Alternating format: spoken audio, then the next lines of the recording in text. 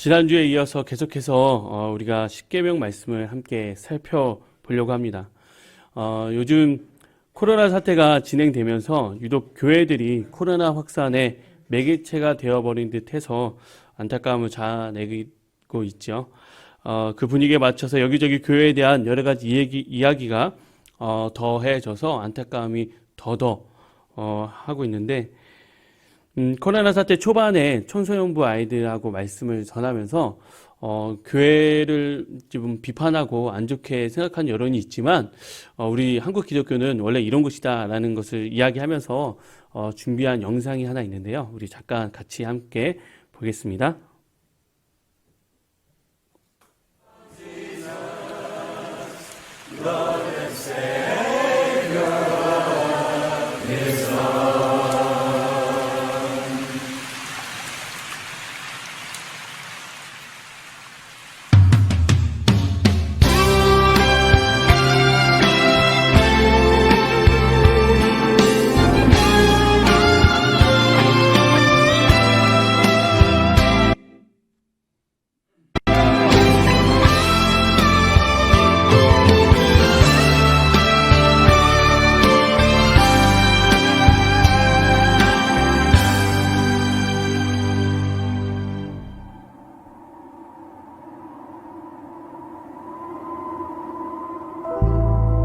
당신들의 아이 아직 핏덩이를 이 땅에 묻으며 파란 눈에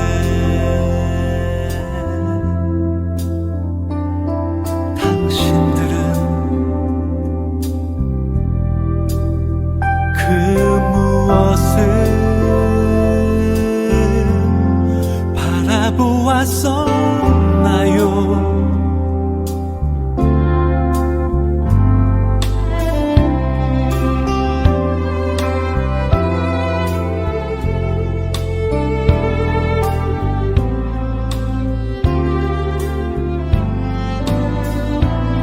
당신들의 남편을, 아내를, 친구들을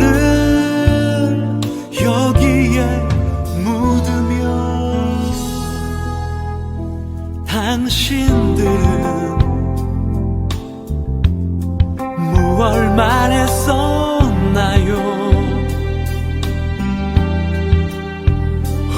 당신들은 무얼 말했었나요?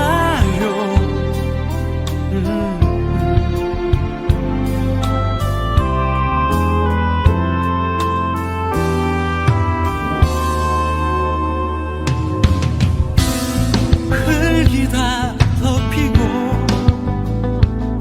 사람들 다 돌아가고 더 조르던 오열도 지쳐 말라버렸을 때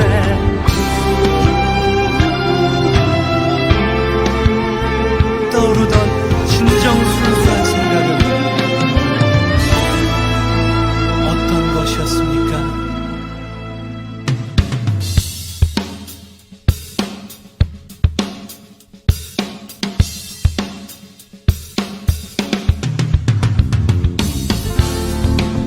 하나의 미랄이 죽어 백배로 열매 맺혀 이 땅에 부르고 부른 그리스도의 나라가 임하는 것을 보셨지요.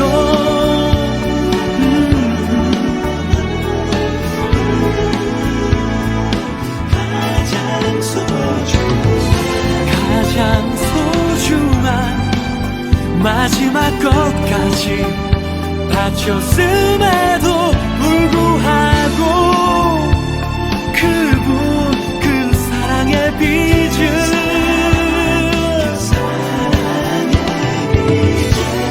아직도 다 갚지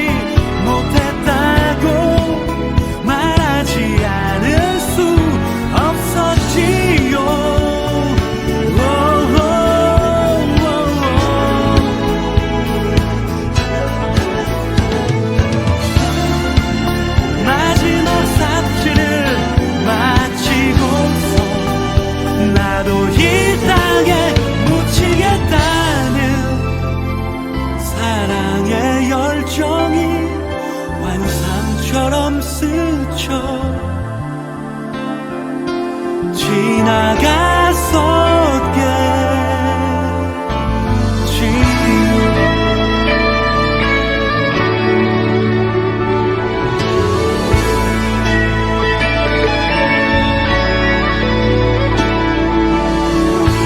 감사, 존경과 사랑으로 당신들 우러르며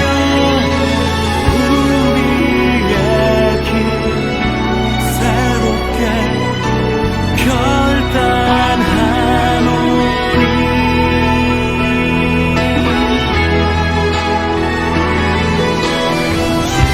주께서 당신을 일어서서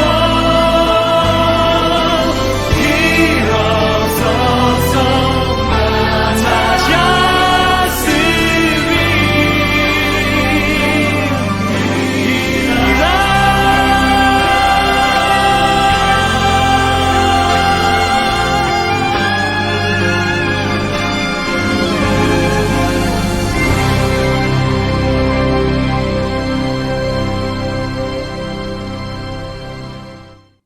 네, 글씨가 좀 작았죠. 이 찬양 가사하고 나오는 영상을만 잘 음미해 주시면 되는데요. 로제타 홀이라고 하는 우리나라 조선시대 초기 선교사님에 대한 이야기인데, 크리스마스 실이라고 우편에 붙이는 우표, 여러분 다 아시죠? 예전에 그 결핵퇴치 운동에 쓰이는 그 실을 기획하고 만들었던 그 로제타 홀의 아들이 이제 그걸 만든 건데요. 영상에서 보았듯이 그 처음에 남편이 먼저 와서 선교를 하다가 죽고, 그 다음에는 둘째 딸도 이제 열병으로 이제 죽게 되는 그런 내용이에요. 이렇게 타국에 와서 그 정말 눈에 넣어도 안 아플 아이가 그렇게 죽었음에도 불구하고 이 땅을 원망하는 것이 아니라 이 땅에서 하나님의 말씀을 전하려고 헌신했던 한 여인, 그리고 그 과정을 다 지켜봤음에도 불구하고 여전히 아들로서 자라서 이 땅에서 또 결핵운동, 퇴치운동을 또 벌이고, 그런 일을 통해서 당시 이제 일제 시대였기 때문에 일본 군인들이 누명을 씌워서 이제 퇴출시켜버려요. 그래도 이제 해외에 있다 하더라도 항상 조선 땅, 한국에 대한 기도를 끊이지 않고, 훗날 이제 자신이 죽었을 때 비록 하늘나라 같지만 내 몸 뼈만큼은 또 한국에 묻혀졌으면 좋겠다. 그래서 지금은 이제 선교사 묘원에 같이 그 가족들이 다 묻혀져 있는 그런 내용이었어요. 그래서 우리 아이들에게 이 영상을 보여주면서 기독교는 이러한 헌신과 눈물과 기도가 지금 이 땅에 흘러서 지금 이렇게까지 교회가 성장했노라라고 아이들에게 얘기를 했었는데, 좀 먼 미래 이야기이니까 지금 최근에 우리나라는 아니지만 해외에서 만든 또 영상 하나를 같이 좀 보시겠습니다. The church has often been called a hospital for the sick. And the Western world is more sick than ever before. Not just with COVID-19, but with a pandemic of fear. Yet for the first Sunday in history, many church buildings look like this. Virus has church after church cancel Sunday services because of the outbreak. Will be suspended. What does this mean for the church and for the world? If the church is a building, then what happens when they're closed? If it's an event, then what happens when they're cancelled? And how do we respond in a world that has never looked so shaken? But could this actually be the church's finest hour? To be what the Bible calls us to be? Because the church isn't a building, and it's not an event. You see, even in the midst of this unprecedented global pandemic, I just want one pack. this is the church. There's no toilet paper in the entire store. We are handing out toilet paper. God bless you. Thank you very much. In the midst of the fear, this is the church. In the midst of isolation, this is the church. The church is awakening. The church is resilient. The church is adapting and discovering new expressions for the gospel to reach further than ever before. We've got a total lockdown. Our church, we're going to gather over Zoom, and then we're actually going to FaceTime our friends and family and share the gospel. I'm checking to see if my neighbors need supplies or prayer, and I'm also using Facebook to reach out to those that I can't get to. Driving home on street corners. Where fear seems to be crippling, there is a hope in Jesus Christ. Everyone can do this right now. Be the church. In a troubled world that needs Christ, it's time to be his hands and feet. Christians, it's time to be the church. 우리나라는 다행히 휴지가 사재기 벌어지지는 않았지만 해외에서는 큰 문제였죠. 그래서 휴지를 무료로 나눠주면서 우리가 비록 모이지 못해도 각자 처소에 교회가 되어야 한다라는 내용의 영상이었습니다. 실제로 교계의 많은 어르신들은 이번 일을 계기로 개개인이 바로 움직이는 교회의 힘을 다시 자각하는 일이 일어나야 한다라고 말을 하셨습니다. 이런 관점에서 우리가 나머지 10계명을 함께 살펴보려고 해요. 점점 기독교를 보고 이상적인 현실과는 좀 동떨어진 이야기를 하는 곳이다라고 모르는 사람들은 이야기하지만 우리 기독교는 매우 현실적이며 실천적인 그런 종교죠. 오늘 본문 말씀만 보더라도 현실적인 이야기가 가득합니다. 내 부모를 공경하라, 살인하지 말라, 간음하지 말라, 도둑질하지 말라, 내 이웃에 대하여 거짓 증거하지 말라, 내 이웃의 집을 탐내지 말라라고 합니다. 잠깐 글을 하나 보여드리겠는데요. 이 글이 언제 누구한테 쓰여졌는지 한번 생각을 하시면서 읽어보세요. 어디에 갔다 왔느냐? 도대체 왜 학교를 안 가고 빈둥거리냐? 제발 철 좀 들어라. 왜 이렇게 버릇이 없느냐? 너희 선생님에게 존경심을 표하고 항상 인사드려라. 왜 수업이 끝나면 집으로 오지 않고 밖을 배회하느냐? 수업이 끝나면 집으로 오거라. 어느 시대에 쓰여진 글 같아 보이시나요?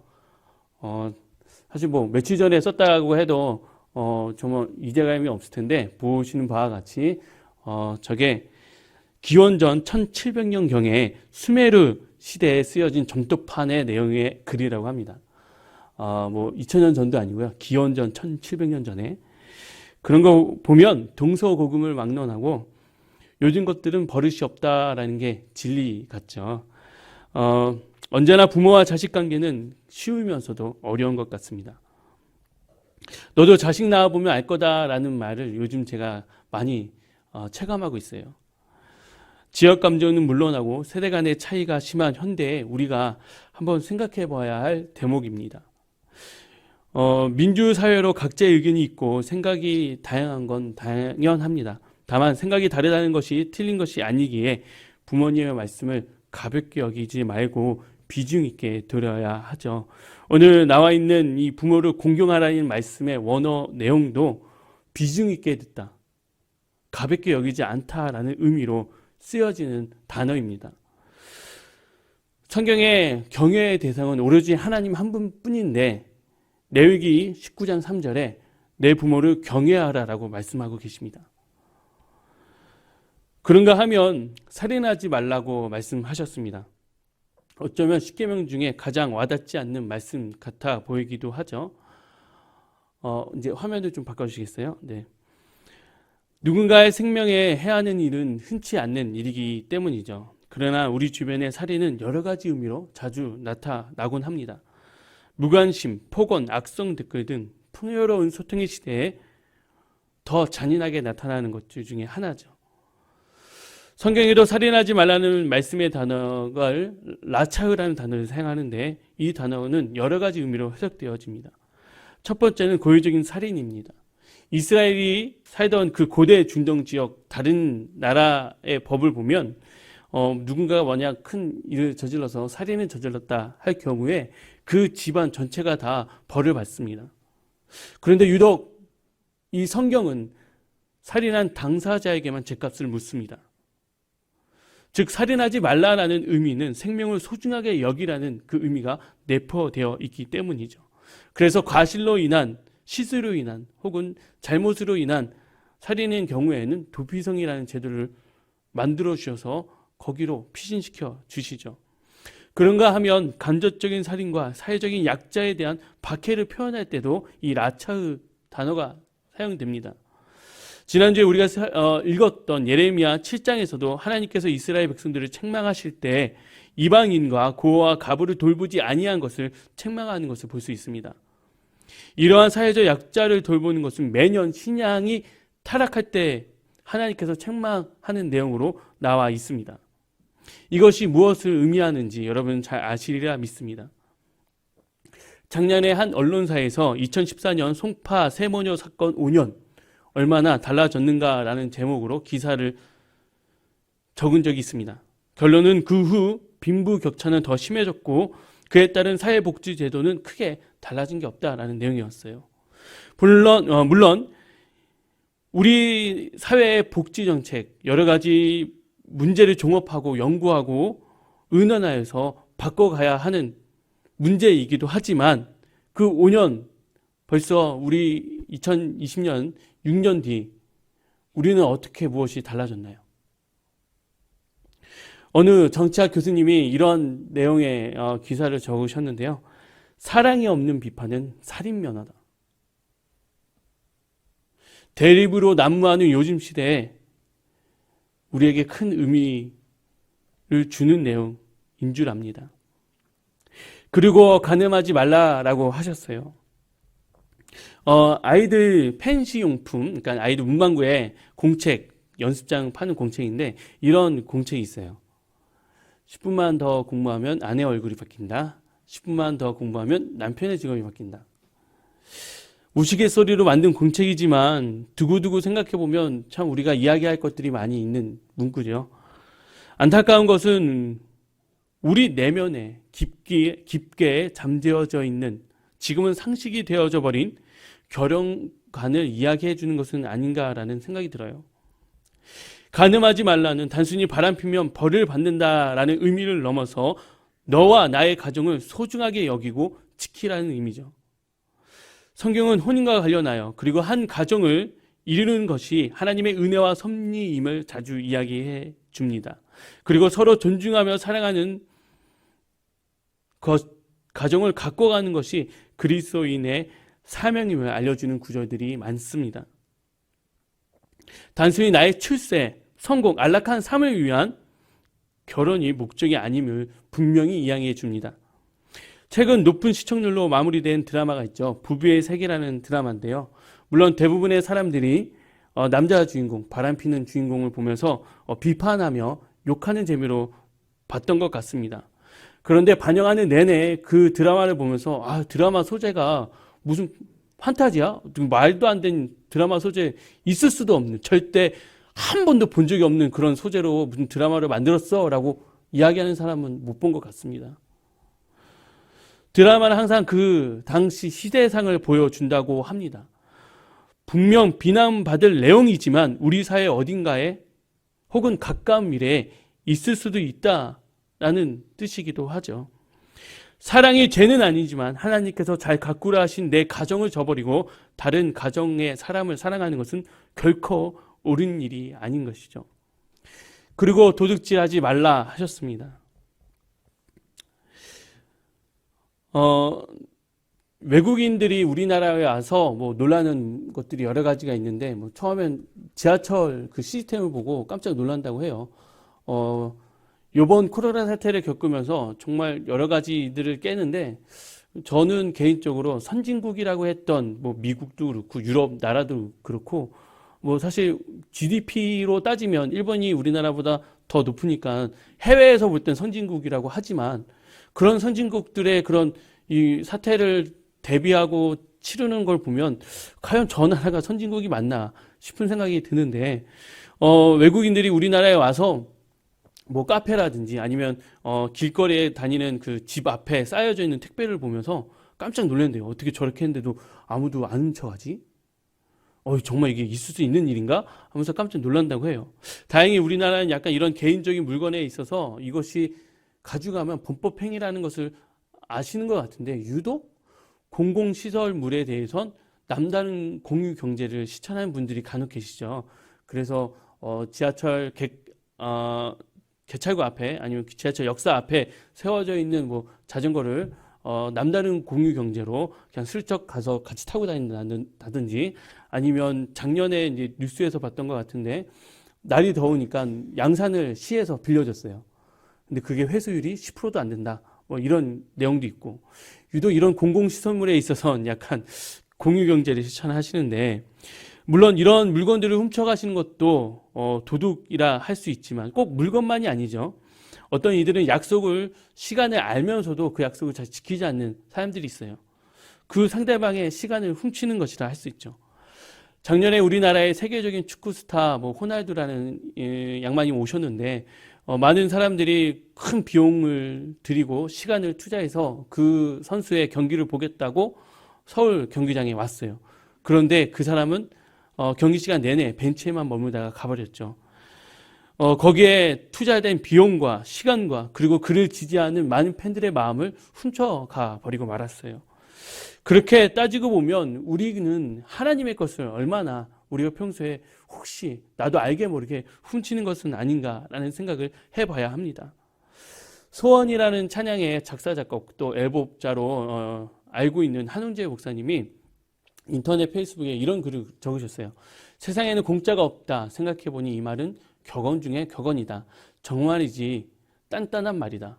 그런데 아니 이럴 수가. 아침이 내게 거저왔다. 어느 날 아침에 이런 문득 이런 이제 생각이 나서 이제 글을 적으셨겠죠. 그리고 보면 우리는 매일 공짜로 받는 하나님의 은혜를 너무 쉽게 잊어버리고 있는 건 아닌가. 쉽게 말하면 너무 하나님의 은혜를 쉽게 훔치고 있는 것은 아닌가 하는 생각을 해봅니다. 그리고 내 이웃에 대하여 거짓 증거를 하지 말라라고 말씀하셨습니다. 요즘에 각 언론사 뉴스에서 팩트 체크를 하는 것이 유행입니다. 자신들의 이득을 위해 확인되지 않는 각종 이야기들을 막 늘어놓고 에이 틀리면 말지 뭐 라는 식의 이야기가 난무하는 시대죠. 거짓말이 옳지 않다는 건 누구나 다 아는 사실입니다. 특히 뻔한 거짓말을 하는 자녀들을 보면 더 화가 나죠. 그런데 성경을 읽다 보면 거짓말이 용인되는 듯한 일을 볼 수가 있습니다. 사무엘상 20장에 다윗을 죽이려는 사울왕이 그의 아들 요나단에게 다윗이 어딨냐라고 묻자 요나단이 다윗을 지키려고 거짓 이야기를 하죠. 그런가 하면 출애굽 때도 남자아이가 태어나면 무조건 죽이라는 바울의 명령에 반하여서 남자아이가 태어났음에도 불구하고 우리가 도착하기 전에 이미 뭐 산모도 없고 아이도 없었습니다라고 거짓 말을 하는 산파가 나옵니다. 하나님은 그 산파를 은혜를 내려주시는 내용이 또 나오죠. 즉 거짓말을 하지 말라라는 이 말씀도 거짓말에 초점이 되어 있다라기보다는 내 이웃에 대한 사랑과 배려가 있느냐를 내포하고 있음을 알 수 있습니다. 그리고 마지막으로 내 이웃의 집을 탐내지 말라고 하셨습니다. 우리나라 많은 사람들이 공감하는 내용 중에 하나가 사촌이 땅을 사면 배가 아픈다라고들 하죠. 이상하게 남의 떡은 항상 커 보입니다. 하나님께서 이웃의 재산을 탐내지 말라고 하시면서 그 재산은 하나님께서 이웃에게 맡긴 것이기 때문에 탐내지 말라고 하신 것이죠. 그렇다면 내 소유도 하나님께서 내게 주신 것이라는 말이 되죠. 책을 읽으면서 이런 글귀를 본 적이 있습니다. 하나님은 우리의 필요를 채워주시지만 우리의 탐욕은 채워주지 않으신다. 주기도문에도 이런 내용이 있죠. 오늘날 우리에게 일용한 양식을 주셨고, 사도 바울은 자족의 은혜를 누린 사람입니다. 디모데전서 6장 6절 그러나 자족하는 마음이 있으면 경건은 큰 이익이 되느니라. 이는 단순히 우리가 가진 것에 그냥 만족하며 살아 발전하지 마라는 의미가 아니라 탐욕의 어리석음에 빠지지 말라는 내용이죠. 매번 이런 도덕적이고 윤리적인 설교를 청소년부나 우리 교회학교 아이들에게 하다 보면 아이들이 항상 억울해요. 왜 맨날 우리만 참아야 되고 나만 하지 말아야 되고 이런 이야기를 합니다. 나이가 들수록 이런 억울함은 좀 없어지죠. 뭐 더 이상 어린 아이가 아니니까. 근데 이 억울함이 다른 단어로 대체되는 것 같아요. 서운함으로. 더 이상 어린 아이들처럼 억울해하진 않지만 근데 그렇게 하시면 좀 서운한데 이렇게 되죠. 이번 코로나 사태만 보더라도 그렇습니다. 하필이면 신천지가 초반에 코로나 사태가 크게 터지는 바람에 세상 사람들은 신천지가 이단이든 뭐든 뭐 상관하지 않고 그냥 다 교회로 싸잡아서 욕을 하고 왜 모이지 말라는데 모이냐고 그렇게 강한 잣대로 평가를 했었죠. 그때 많은 선배님들이 이야기를 하셨어요. 교회만 잡을 게 아니라 클럽 같은 그런 유흥업소도 이런 강한 강도 높은 제재를 해야 된다. 우리만 맨날 뭐라 하지 말고 이런 유흥업소도 잘 봐야 된다. 막 그랬었거든요. 결국 클럽에서 큰 사태가 또 일어났죠. 매번 사회에 이런 이슈가 있을 때마다 교회는 엄격한 잣대로 평가를 받습니다. 어떻게 보면 서운하죠. 그런 마음이 있는 가운데 예전에 제가 아이들에게 예수님께서 우리를 세상의 빛이라라고 말씀하셨던 그 말씀을 전할 때 했던 물건이 하나 생각이 떠올랐어요. 그래서 그 당시에 그 물건을 만드는 그런 제작을 영상을 했었는데 안타깝게 그 영상 파일이 지금 없어져서 인터넷에 있는 다른 영상을 하나 구해봤는데요. 잠깐 보시겠습니다.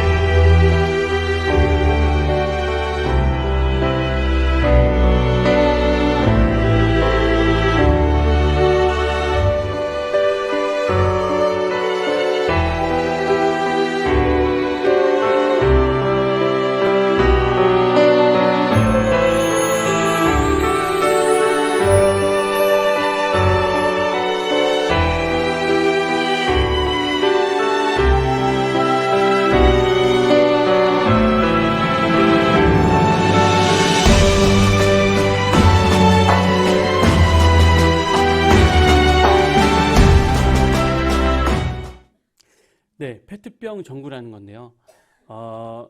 이제 전기가 없는 그런 오지에서 햇빛이 너무 뜨거우니 뭐 바깥에서 있을 수는 없고 그래서 집 안에 들어오면 전기가 없으니 전구는 또 없어서 빛이 어둡고 그런 상황에서 전 페트병 하나로 바깥에 있는 햇빛을 이 페트병을 통과해서 이 내부를 밝게 비추는 그런 역할을 해주는 거예요. 오른쪽에 이제 실물을 만들어 봤는데 이 페트병 전구의 원리는 이렇습니다. 외부에 밝은 빛이 있어야지만 그 안에가 밝아지는 것이죠. 뭐 저쪽에 계신 분 잘 안 보시긴 할 텐데, 자 안에가 밝아지는 것입니다. 전 여기에 하나님의 은혜가 있다는 생각이 들었어요. 우리는 각자 사람의 성향이 있습니다. 우리는 모두 다 연약한 존재들입니다. 사람과 사람들의 관계 속에서 여전히 미숙한 사람들이죠. 그래서 하나님의 은혜가 필요한 것입니다. 이 페트병 전구가 바깥에 있는 햇빛이 없으면 밝힐 수 없듯이 우리도 마찬가지라는 것이죠. 하나님이 이렇게 계명을 주시면서 그냥 무조건 지켜라, 무조건 지켜라 그렇게 무리한 요구를 하시는 것이 아니라 보혜사, 우리를 도우시는 성령님을 보내주신 것입니다. 우리를 고아와 같이 내버려 두지 아니하시고 우리를 도우실 성령 하나님.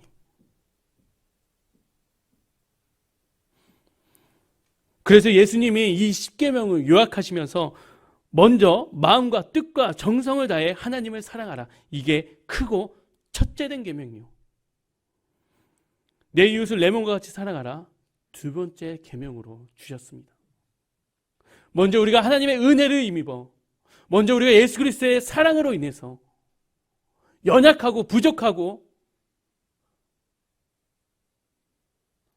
우리의 능력으론 우리의 인품으로 할 수 없는 그런 일들을 예수 그리스도의 사랑 때문에, 예수 그리스도의 사랑으로 인하여서, 외부의 밝은 햇빛으로 인해 우리가 그 빛을 그냥 받아서 빛일 뿐이죠.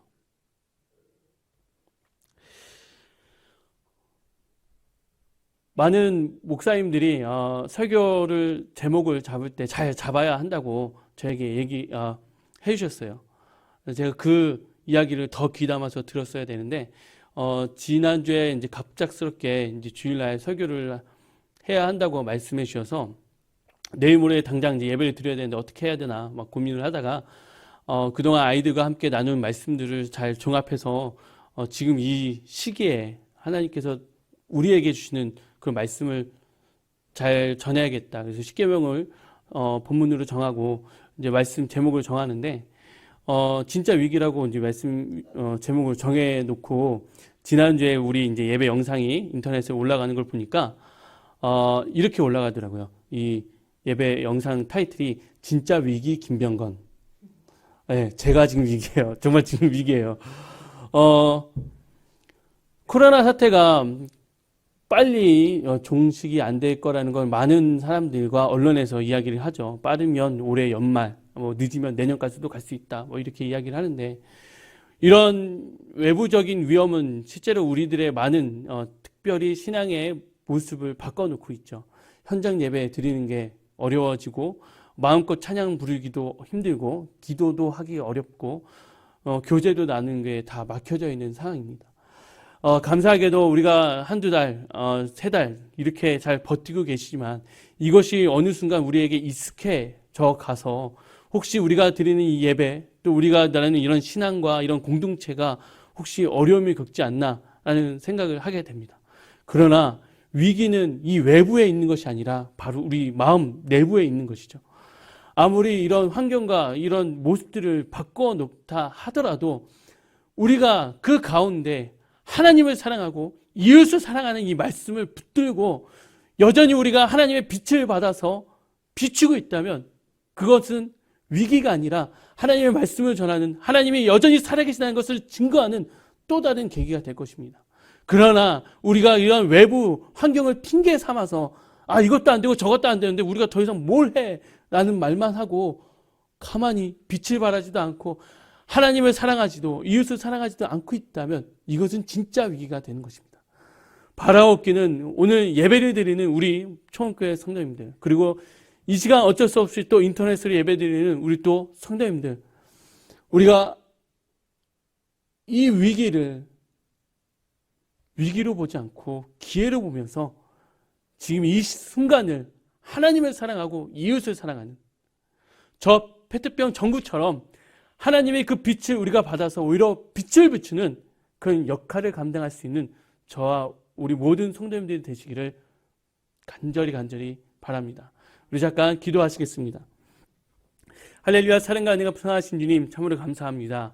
오늘 우리가 이렇게 십계명을 다 같이 한번 다시 살펴봅니다. 하나님이 주신 이 말씀 우리가 마음에 새기며 우리 삶 가운데 실천할 수 있는 저희들이 될 수 있도록 도와주시옵소서. 실천하는 것 역시도 하나님, 우리의 능력으로 되지 못하는 것을 하나님께 인정하며 고백합니다. 이 모든 것들이 다 가능하게 하기 위해선 우리는 오로지 하나님의 빛, 하나님의 은혜, 주님께서 주시는 성령의 은혜가 있어야지만 가능하다는 것을 또한 고백하오니, 이 시간 하나님께서 함께 하셔서 우리 마음 가운데 주의 성령을 허락하여 주시고, 이 성령의 은혜를 말미암아 우리 삶 가운데 하나님을 사랑하고 이웃을 사랑하는 우리 모두가 될 수 있도록 주님께서 함께 하시고 인도하여 주시옵소서. 예수 그리스도의 이름으로 기도드리옵나이다. 아멘. 우리 찬송가 456장 부르시면서 준비하신 예물 봉헌하도록 하겠습니다.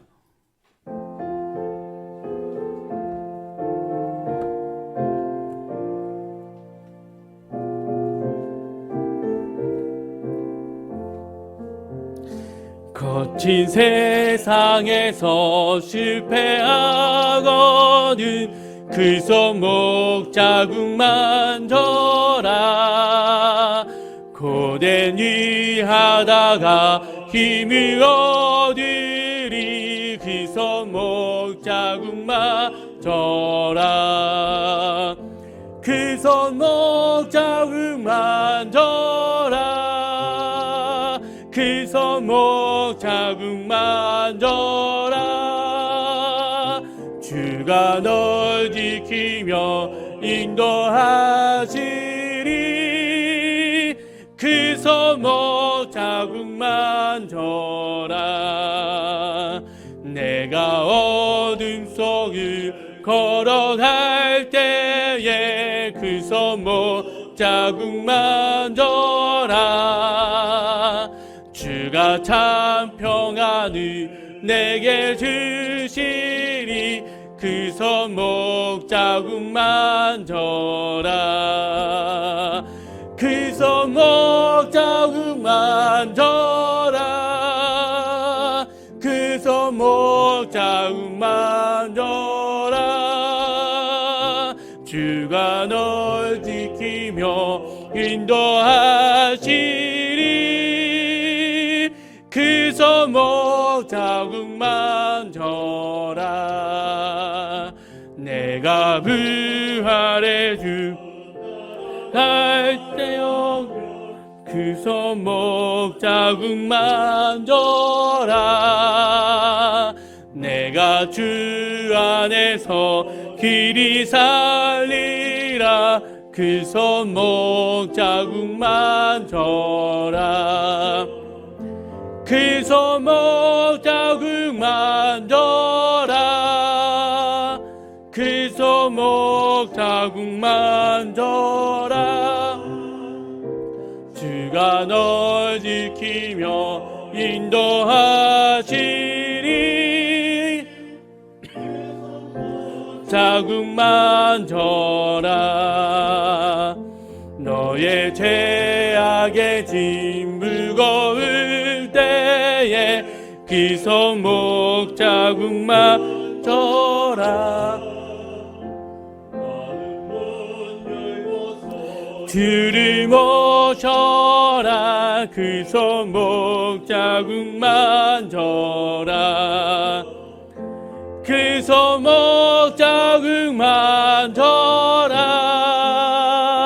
그 손목 자국만 져라. 주가 널 지키며 인도하시리. 그 손목 자국만 져라.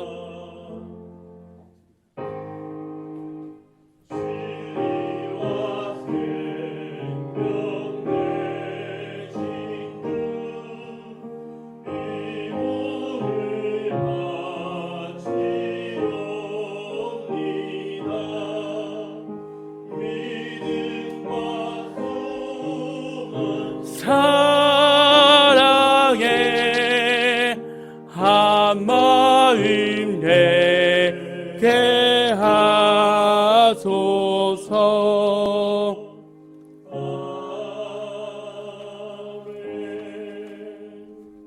할렐루야. 사랑과 은혜가 풍성하신 주님 감사합니다. 하나님의 은혜로 말미암아 이 땅 가운데 하나님의 말씀 십계명이 실천되게 하여 주시고 하나님의 뜻과 법이 실천되는 이 땅 가운데 천국이 이루어지는 은혜를 누리는 저희들이 삶이 될 수 있도록 주여 인도하시고 역사하여 주시옵소서.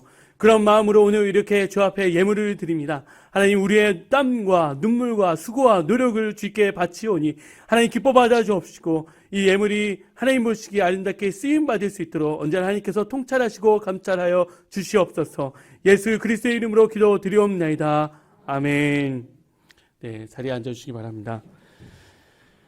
담임 목사님과 전사님은 자가격리를 잘 지키시고 계시고요. 건강하게 다음 주엔 여러분과 만나 뵐 수 있을 것 같습니다. 특별히 오늘 지난 원래 봄에 군 입대를 했었어야 되는데 이제 코로나 때문에 한 차례 뒤로 미뤄졌다가 이제 내일 날짜로 알고 있는데요. 우리 강민군 잠깐 우리 나와 주시겠어요? 네, 내일 이제 군 입대를 하게 되는데 전주에 있는 공군 훈련소로 가게 됩니다. 그래서 건강하게 우리 잘 갔다 오게 다 같이 잠깐 기도하도록 하겠습니다. 할렐루야. 사는 가운데 풍성하신 주님 참으로 감사합니다. 우리 백강민 청년 이제 내리면 군 입대를 하게 됩니다.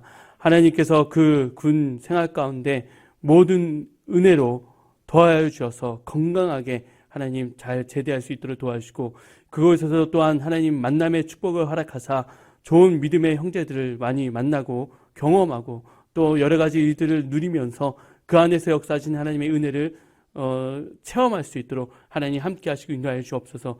그래서 이 시간이 허비되는 시간이 아니라 주님 앞에서 그 인생 가운데 값진 시간이 될 수 있도록 하나님 함께 하시고 하나님 또한 간절히 또한 원하고 기도하오니 하나님 몸 건강히 이 군 시절을 잘 마치고 돌아올 수 있도록 하나님께서 축복하시고 인도하여 주시옵소서. 예수 그리스도의 이름으로 기도드리옵나이다. 아멘. 우리 잘 다녀오라고 우리 큰 박수로 격려해 주시기 바랍니다. 인사하고 들어가시면 돼요. 오늘 또 성담 미아봉원 방원필 집사님 가정에서 해 주셨습니다. 우리 다 같이 일어나셔서 성대 교제 하도록 하겠습니다. 자, 옆에 계신 분께 이웃을 사랑합시다 인사합시다.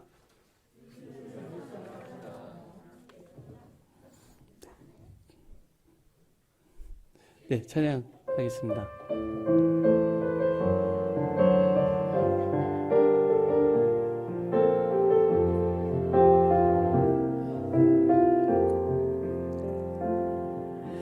이 세상을 살아가는 동안에 나의 힘을 의지할 수 없으니 기도하고 낙심하지 말 것은 주께서 참 소망이 되심이라.